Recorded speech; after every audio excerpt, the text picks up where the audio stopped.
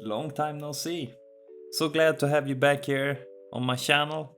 And I thought, hey, I saw yesterday that they released the nominees for the Game Awards December 8th. So why not just go through them and vote, shall we? I haven't seen them beforehand. I know the games nominated for Game of the Year. That I know. Rest, I'm completely blind. And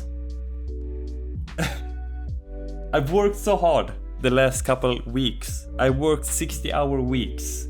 Plus I've done YouTube, so tonight I'm treating myself a bit. Hope that's okay. So let's just do like this, and we'll go over to this one. Much better, right? So now we're gonna vote. Fuck adding the event. Just vote now. Nominees.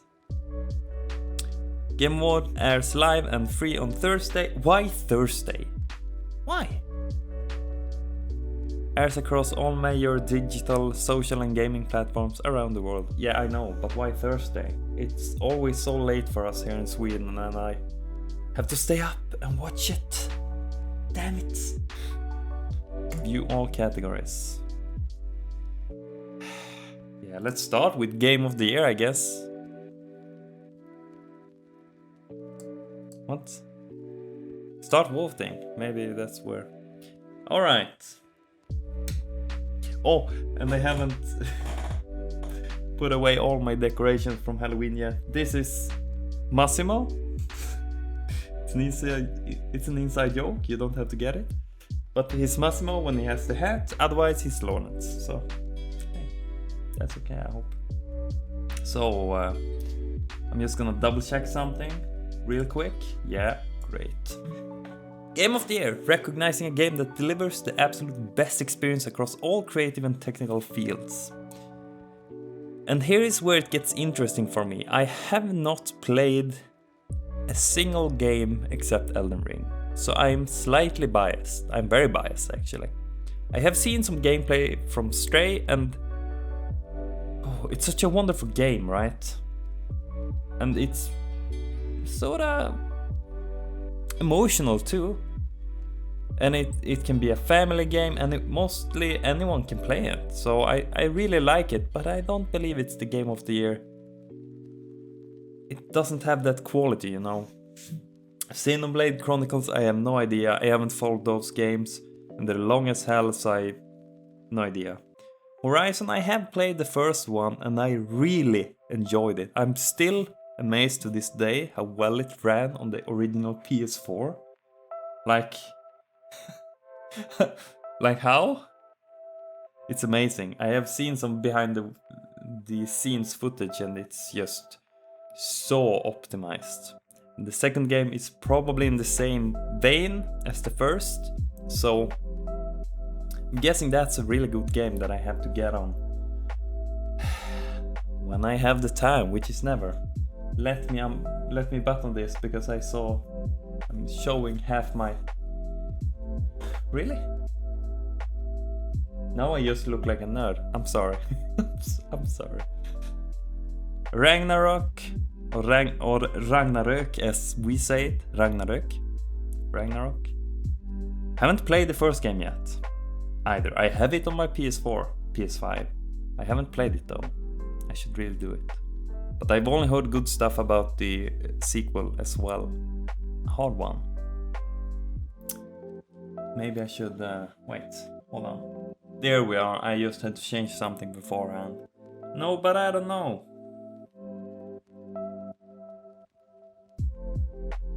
I think A Plague Tale is also. Oh, I really need to play more games, but I don't have the time. I'm going to sign in, obviously. Hold on, let me pause for a minute. There we are. So now that we're connected, we can finally vote. It's gonna be Elden Ring for me. I just had so much fun playing that game, and I really needed that game at the time for reasons that I won't share with you.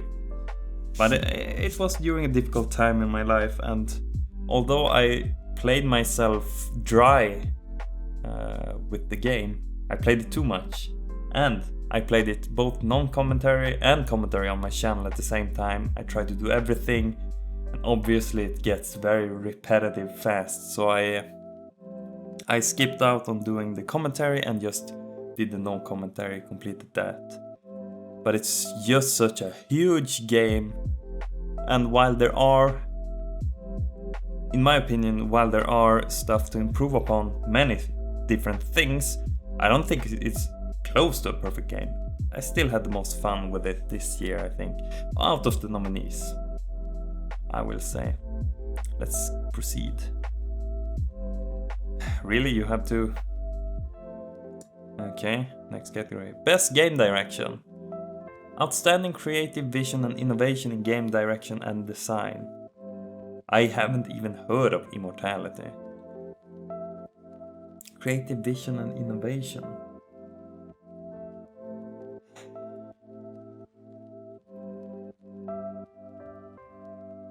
This is a harder one. Stray again, I don't really believe it has a good game direction, but I don't believe it fits into this category. And as I said, Immortality, no idea. Horizon, God of War or Elden Ring is one of them is going to be my pick. The question is if it's going to be Elden Ring or not. I did like the innovation that they did with it, but at the same time it's a very I won't say lackluster, it's not entirely what I expected of it. I have seen some gameplay of both God of War Ragnarok and Horizon Forbidden West. I really like Horizon though. But God of War, man.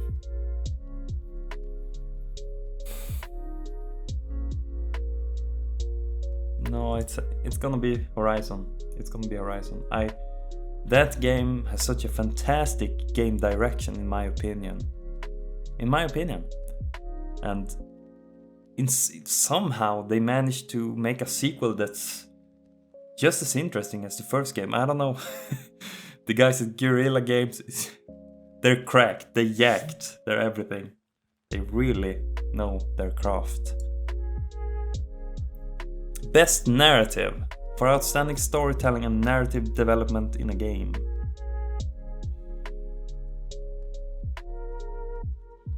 I so wish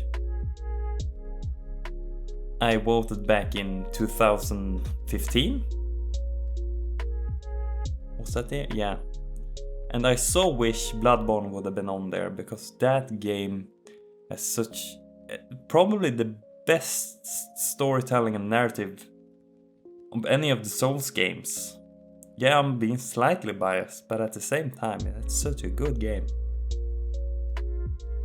This is going to be hard for me. God of War, it's up here, like it's same with Horizon. But A Plague Tale is something that's I'm really drawn to as a person. The narrative, that is. It just captures my attention in a way that few games really can these days. Or Elden Ring, because Elden Ring still has a nice story. In regards to lore, stuff like that, it really goes the extra mile. Although not many like the silent storytelling aspect of it. I can understand that, I can buy it. And it still feels like if I vote Elden Ring for myself, it seems like it's almost like I would vote for it just because it's been so long overdue with the Souls games. But at the same time, it really kind of deserves it. I'm sorry, Plague Tale, I'm sorry. It was this close. Plague Tale, I cannot recommend that game enough. You really should play it. Best art direction. For outstanding creative and or technical achievement in artistic design and animation. Not Elden Ring, it's gone immediately. Stray has a chance in this category, I think. art direction. It doesn't need to be perfect, you know. It has its own art the graphics, that's what I mean. It doesn't have to be the highest fidelity and the crispest pixels, but it has that smooth, very easy on the eyes look that I really like. But Scorn, art direction, outstanding creative and technical achievement in artistic design and animation. You know what? Now that I read it, I thought about doing voting Scorn because that has such a unique look to it. It really deserves it, I think. Just in terms of art direction, it's gonna go to God of War. I'm sorry, that game, technical achievement, artistic design, animation, it's just way above what you can see on the camera. It's so crazy. Best score and music. Ooh. Metal Hellsinger has good music.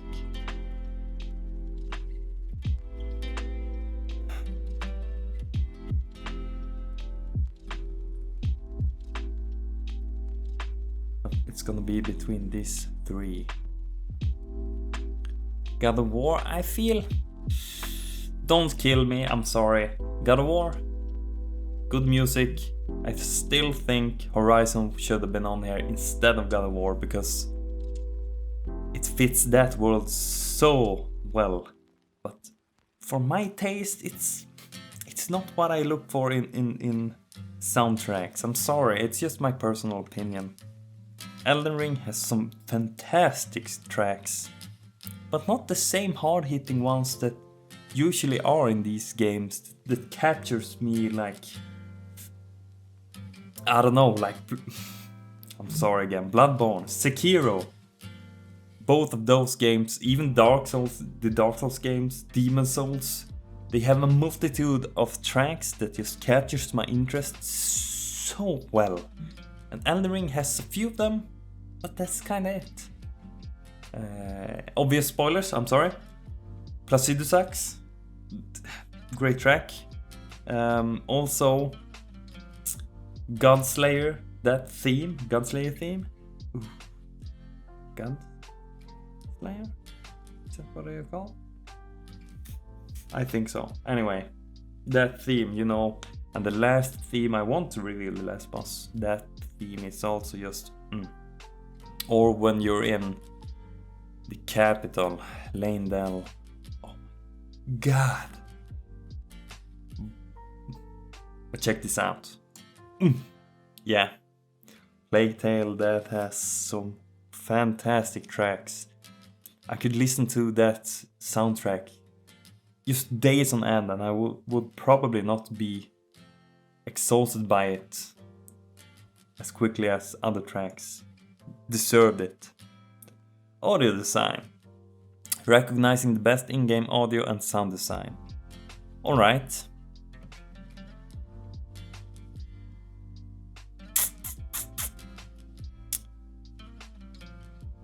All of these games deserve to be here, to be honest. And although I'm biased against Call of Duty, it deserves to be here as well, I think. When it comes to audio design, sorry about my hair, it's kinda... You know how hard I've been working, so... Gran Turismo though. The audio design in that game is so good.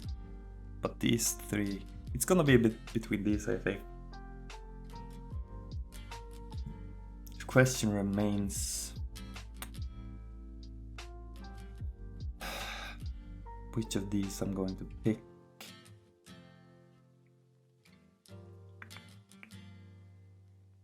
Almost a nail biter. I think I'm going to pick... Oh my god. I think it's going to be Horizon, yeah. Hello? Yeah, I won't expand anymore on that particular category, but I think it deserves it. God of War deserves it too, in my opinion. Best performance. Awarded to an individual for voice over acting, motion and or performance capture. Sunny Sullick, God of War. Christopher Judge, God of War, fantastic. Man on Gage, I have not heard, I don't know about Immortality. I might have missed it, I don't know how. But I must have missed it. Charlotte McBurney, Plague Tale Requiem. Ooh. And Ashley Birch. Ooh, it's gonna be between these two ladies. Ladies and ladies. Two women.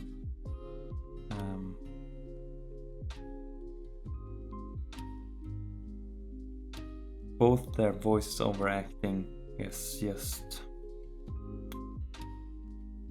I really like Christopher Judge and Sunny as well, but I don't know. You know what, I'm going to be a bit controversial. I think Charlotte really did a good job with her character and just captured my interest in a way that the others couldn't really reach that top, so to say. I'm not sure how to expand upon that. But that's my reason for picking her. Fantastic job.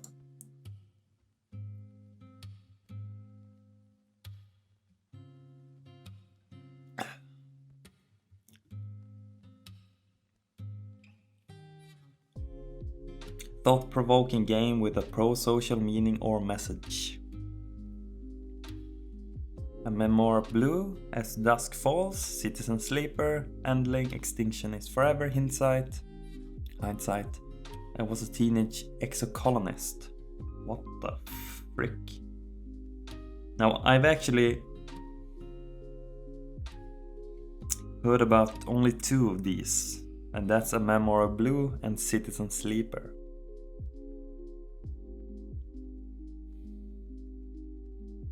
And I think I have to choose A Memoir Blue, I'm sorry.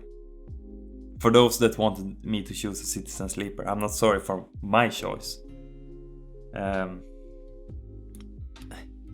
don't know that much about it, but yeah, I think it still deserves it. We'll see. Best ongoing. Oh, awarded to a game for outstanding development of ongoing content that evolves the player experience over time. So where's Overwatch?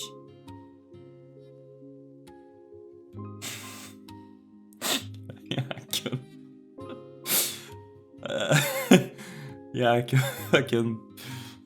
Oh, I can't take myself seriously.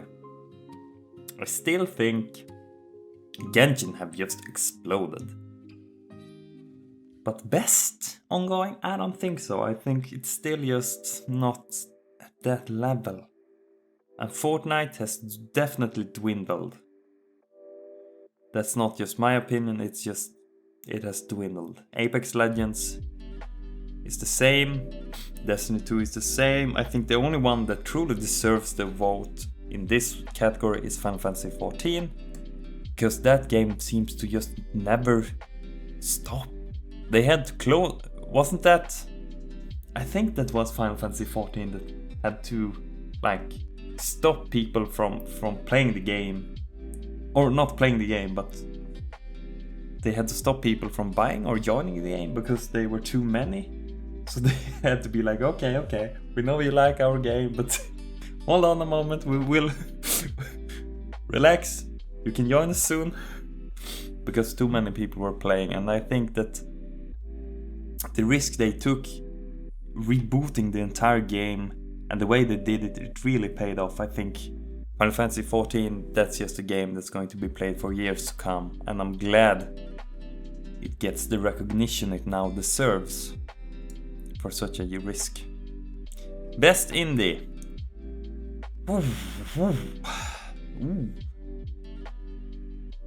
Oof. Oh, this is a very hard pick. Neon White, although the character designs are kinda out there, it's such a fun game. Cult of the Lamb, I don't know that much about. Sifu is really cool. Stray, that's more like a journey experience, but still nonetheless I think it's a good game. And Tunic, it kinda makes me all giddy, you know, giddy of excitement, and it makes me into a child terms of my head, of course, not my body. And it makes me reminisce of the good old days, as you say. Oh wow, this is a hard one. Best indie. Stray and Cult, I think we have to remove, so only Neon Thief and Tunic. Frick, this is hard.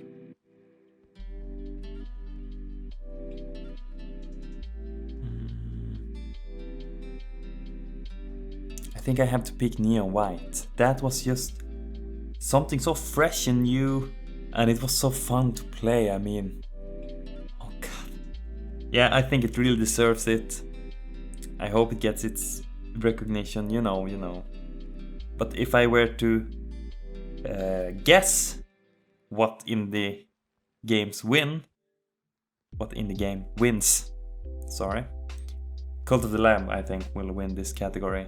Or Stray, possibly. We'll see if my predictions come true. Best mobile game, skip.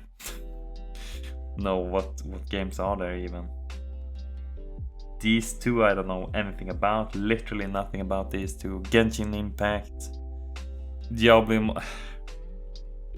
You know what, I will just skip this, to be honest. I don't think any of these games deserves any achievements or awards. Sorry, not sorry. Best community support. This is so easy for me. This category is so easy for me. Outstanding community support, transparency and responsiveness, inclusive social media activity and game updates, patches. Final Fantasy, close second, but it's going to go to No Man's Sky. That game and the developers has really turned things around, and I'm so glad they did. They really created the game that they promised it would be like, and more even. And they did most of it for free, since they wanted to rebuild that customer base and they wanted to make everyone happy about the game they originally thought it was going to be. Yeah, very easy choice for me. Innovation in accessibility. Recognizing software and or hardware that is pushing the medium forward by adding features, technology and content to help games be played and enjoyed by an even wider audience. The Quarry? Really? That is nominated? God of War, Return to Monkey Island. Ooh, what? Pretty cool. Although I dislike this, out of principle,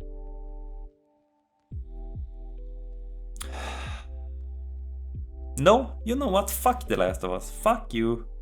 I was going to vote it just because it really innovated in terms of accessibility. The options in that game is massive and should not be understated. But I still think re-releasing a game like that with a few touch-ups, and I know they really worked on it I think it was from the ground up, and you can tell. But still, $70? Really? Without the online part, really? No, I don't think it deserves to be on here. I really dislike that game. Out of principle.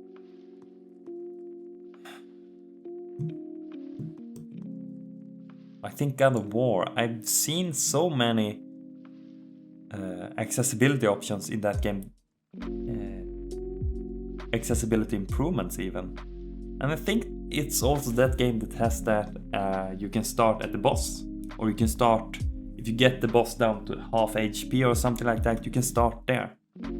So it's really accessible, although I dislike that, but it's still accessible for those that want it. But I dislike that as a feature. It's 50-50, you know. Best VR/AR. After the Fall, Among Us VR, Bone Lab, Moss Book 2, Red Matter. I won't vote because I don't know any of these games except Among Us in VR, and I haven't played any of these games. I haven't seen anything of these games, so I will just skip this category because it would feel fake to vote in that category. Best action game. What is Bayonetta doing here? Shouldn't be here. Teenage Mutant Ninja Turtles. Or Sifu.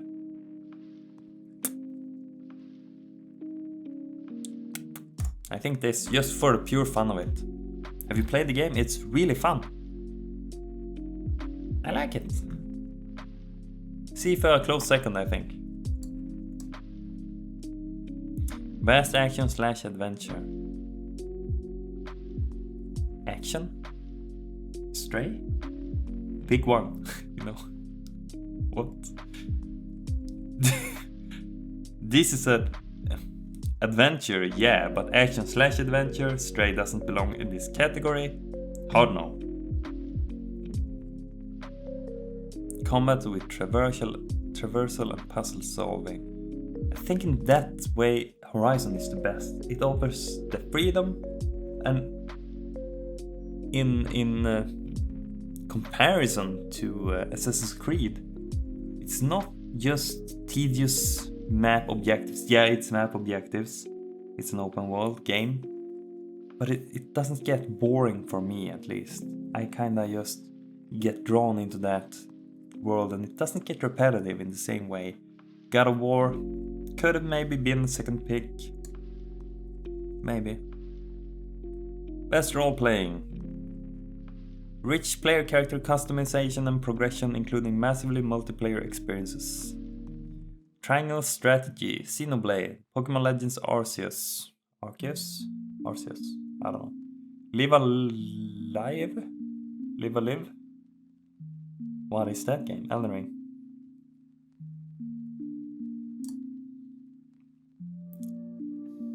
The only one I felt that I could vote on,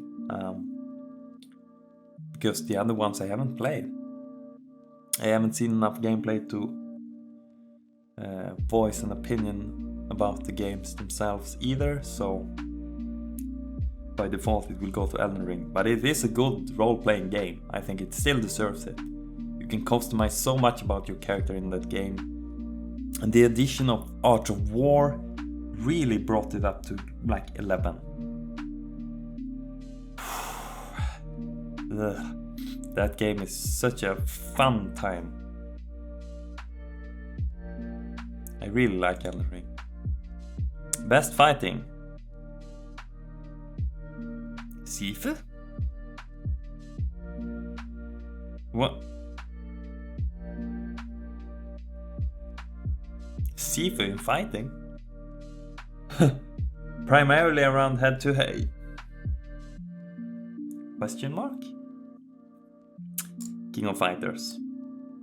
I've loved those games, and the recent one also just it's a blast. I'm not good at just those games. I'm good at Tekken, I'm good at Street Fighter, King of Fighters I fucking suck at. But they are fun nonetheless, and sitting on the couch with a buddy and just playing it out, that's fun for everyone, you know. Let's see. Okay.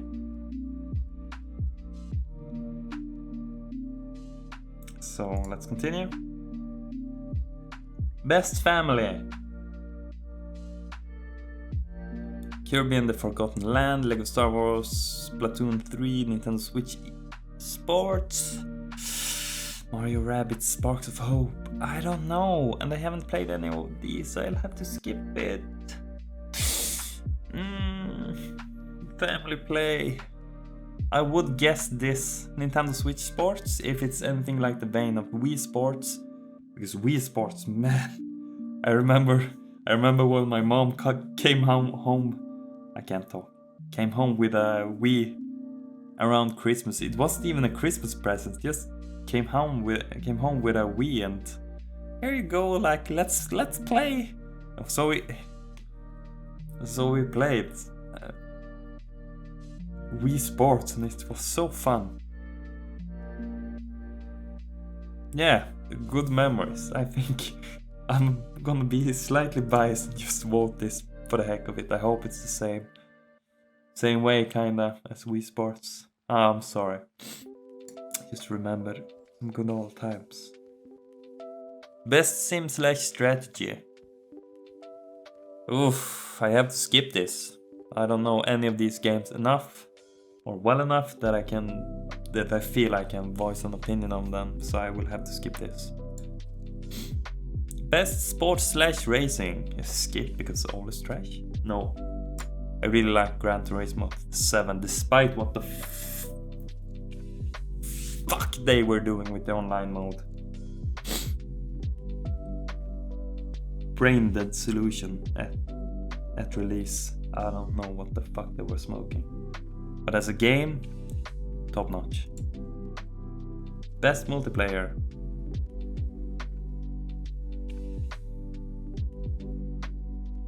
Online multiplayer, including co-op and massively multiplayer experiences, irrespective of game, genre or platform.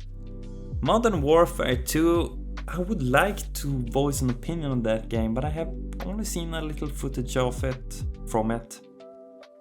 So I feel it would be unjust to the game itself. It might be up here. It might be the best. I'm not sure.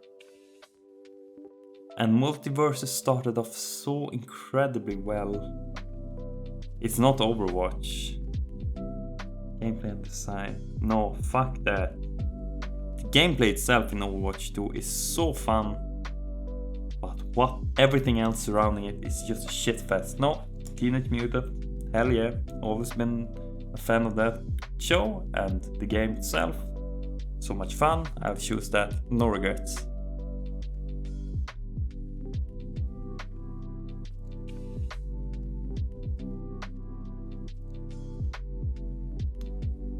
Who are these people? Who? I know Nibellion. I'll choose Nibellion. QT Cinderella? Nobru?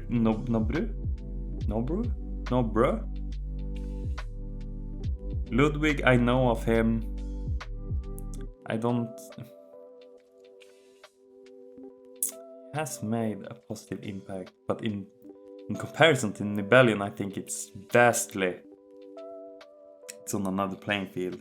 A shame that Nibellion chose to pursue other options, but I'm very glad for the person behind the account that he can proceed and do other things with his life. I'm guessing it's a he. I'm going with a he. Invaluable on Twitter. It's a shame that he couldn't make it work. Carl Jacobs, no freaking idea who that is. Best debut indie. Vampire Survivors. Oh, it's that game. Norco, Stray, Punic, Neon White. New independent studio. Annapurna, is that considered new?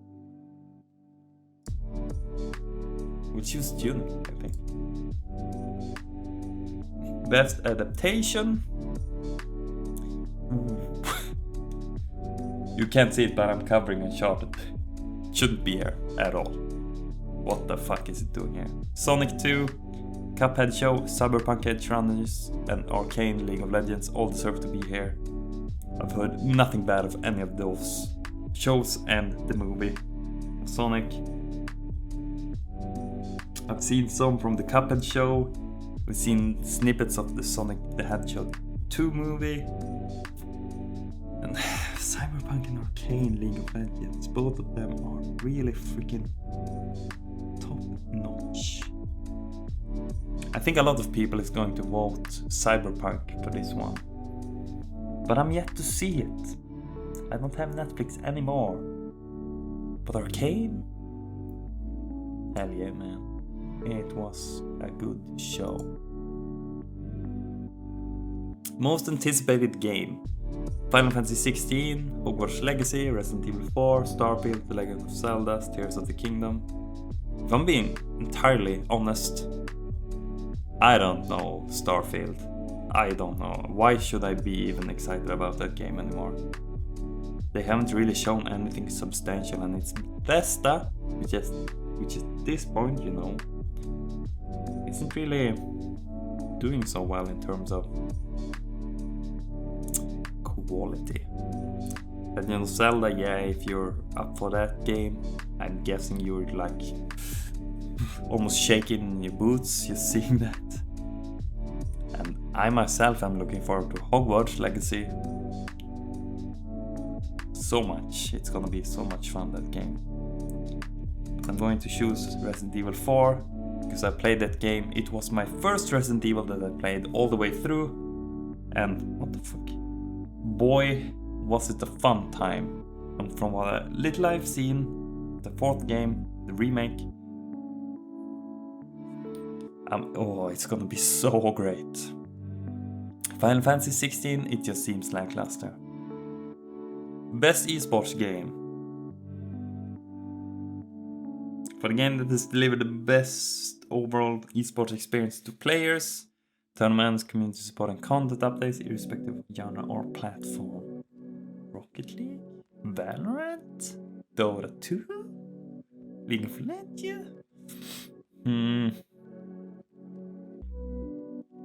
I think every one of these kinda lackluster. Only me, maybe? League of Legends, I've seen some tournaments. I've seen the World Tournament. It was a great one, though. But so many issues, dude. And Valorant, I don't give a fuck. Global Offensive has really caught my eyes this year, though. I really like to watch it. It's very interesting, kind of intense. But so was League, though. The World Cup. Oh my god, World Tournament. Worlds.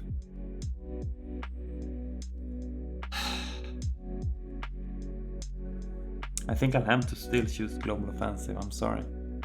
League is on another scale in terms of intention, you know, in terms of what they do every year.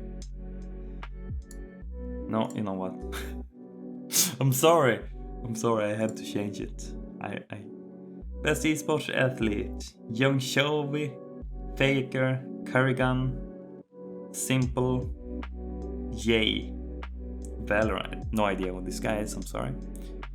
I know everyone else, and I still think Faker because he really made a comeback this year. Too bad Deft wasn't on here. He really performed this year. Holy shit, he deserved it more than Faker probably. But Faker, I think, yeah. Best esports team: Loud, Valorant, LA Thieves, Call of Duty, FaZe Clan, Gen G. Gen G? Gen G? Why? Why Gen? What?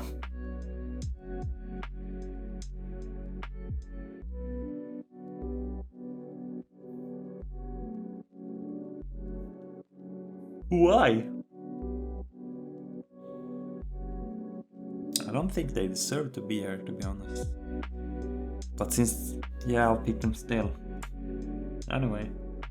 Esports coach: Score, Robban, Doombros, ESBZKA,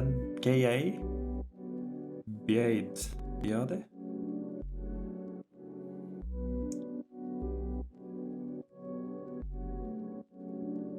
Robban Dahlström.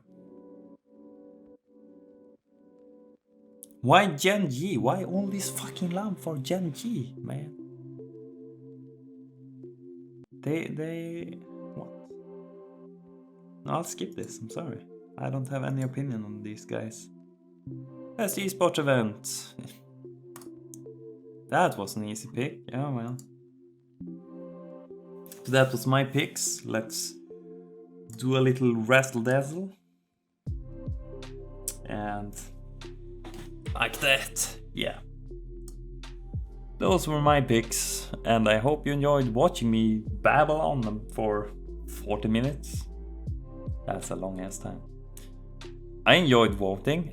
Some of these, always when it comes to the Game Award, some of these categories are just like, I don't care, who are these people? Why are they here? Why is this game nominated? It's so strange. They should really They should really reveal what they base these choices on.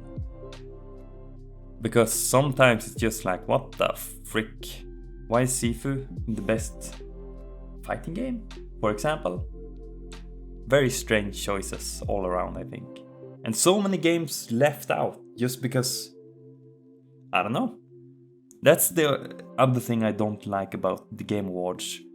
Yeah, there are some differences in the major categories, but otherwise it's pretty much the same games after each other. I don't like that, so that's kind of bad. But anyway, that was me. Hope you enjoyed, and I will be watching the Game Awards this year, and I will upload reactions from the show itself as soon as possible when I can. I hope you enjoyed what you've seen so far, and I hope you are as excited as I am for the show itself. Subscribe for more, and I'll see you.